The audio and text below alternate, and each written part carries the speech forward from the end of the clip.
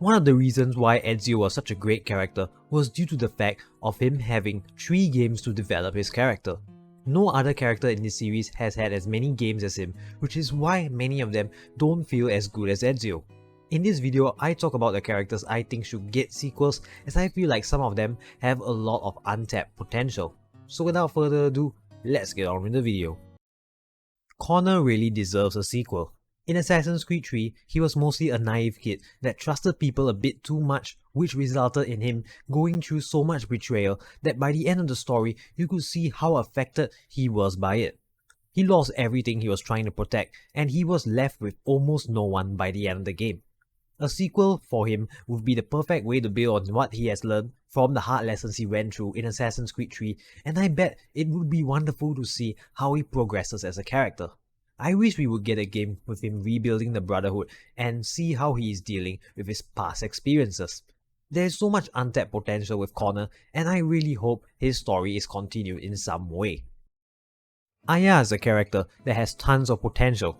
She was one of the founding members of the Hidden Ones and remained quite a prominent figure in the Brotherhood for the rest of her life. She was not used enough in Origins, which feels very wasted as she is quite an intriguing character.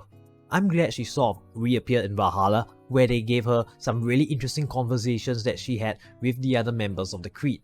They were talking about the philosophy of the Creed and why the Brotherhood views the world in their particular way.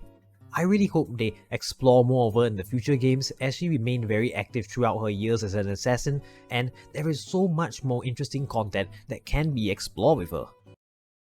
Bayad is another character that I'm sure many of you as well want a sequel for. He is charismatic and went through a very difficult journey of avenging his son.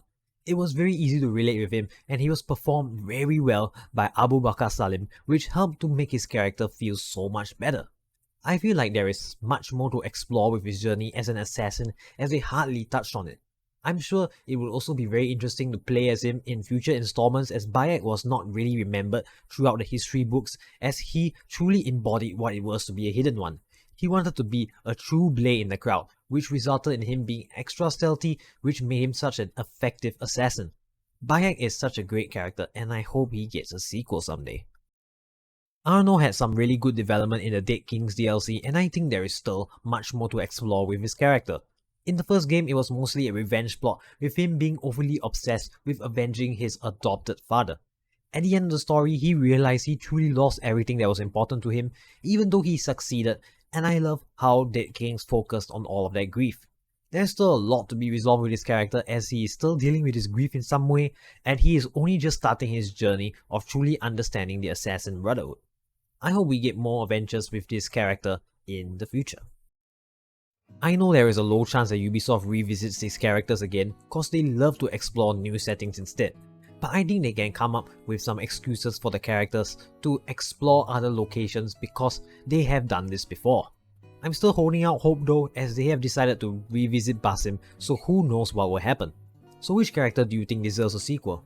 Be sure to share your thoughts in the comments below. And with that being said, this has been 2367 Ruben, signing out.